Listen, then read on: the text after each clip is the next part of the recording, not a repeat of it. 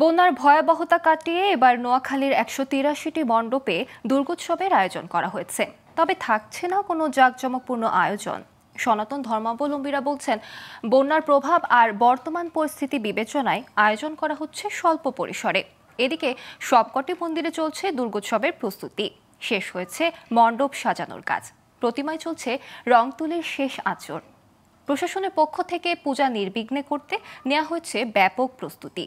নোয়াখালী থেকে আবু রায়হান সরকারের তথ্যচিত্রের desk report. দেশের সবচেয়ে প্রাচীন ও ৪০০ বছরের পুরনো নোয়াখালীর চৌমুহনীতে শ্রী রাধামাধব জিউর মন্দিরে শেষ মুহূর্তের রং আর সাজসজ্জার কাজ চলছে। এবারও ৯ উপজেলার মধ্যে সবচেয়ে বেশি প্রতিমা তৈরি করা হয় চৌমুহনীতে। প্রতিবছর চৌমুহনীর এই মন্দির ও শ্রী রাম ঠাকুর আশ্রমে আয়োজন করা হয় বেশিরভাগ মণ্ডপের প্রতিমা তৈরির কাজ।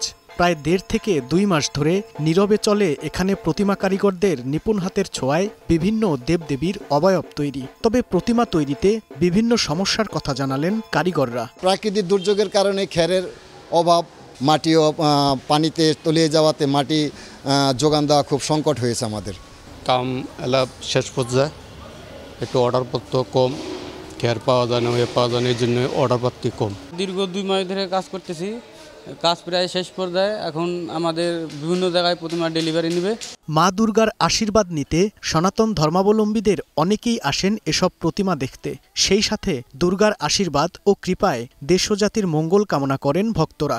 দেশবাসী সবাই যাতে ভালো থাকে তাই তো যাওয়া ঠাকুরের কাছে। মার কাছে দেশ শান্তি চাওয়া, মার কাছে সবাই দেশে যেন শান্তিতে থাকে এটাই আরাধনা করি সবাই। আমরা দেখার জন্য দেখতে আমাদের কাছে খুব ভালো লাগছে। তবে এবার বন্যার ভয়াবহতার কারণে খানিকটা সাদামাটাভাবে নেওয়া হয়েছে নোয়াখালীর ১৮৩টি পূজা মণ্ডপের প্রস্তুতি। বিভিন্ন পূজা মণ্ডপের আশপাশে এখনো রয়েছে বন্যার পানি। এবার বন্যার কারণে এবং রাজনৈতিক পরিস্থিতির কারণে একটু জাঁকজমক কম হবে। তবে আমরা আশা করছি সরকার আমাদেরকে সম্পূর্ণ নিরাপত্তা দিবে, সার্বিক সহযোগিতা করবে। সকলেরই আমরা এক বাক্যে আমরা স্বীকার করছি, সেটা হলো যে আমাদের বন্যা পরিস্থিতি আমাদেরকে অত্যন্ত নাজুক একটা জায়গায় নিয়ে দাঁড় করিয়েছে, যার ফলশ্রুতিতে আপনারা একটু আগে দেখেছেন এখনো আমার মন্দিরের ভিতরে হাঁটু সমান জল আছে। এদিকে জেলা প্রশাসনের পক্ষ থেকে দুর্গাপূজা নির্বিঘ্নে ও নিরাপদে পালন করতে নেওয়া হয়েছে ব্যাপক প্রস্তুতি। প্রতিটি মণ্ডপ সিসি ক্যামেরার আওতায় থাকবে বলে জানান পুলিশ সুপার। আমাদের এখানে প্রায় সবগুলি পূজা মণ্ডপেই সিসি ক্যামেরাভুক্ত রয়েছে, যেখানে কোনো ধরনের সাম্প্রদায়িক কোনো সম্প্রীতি বিনষ্ট এরকম কোনো কাজ না ঘটে সে বিষয়ে আমরা সবাই তৎপর আছি।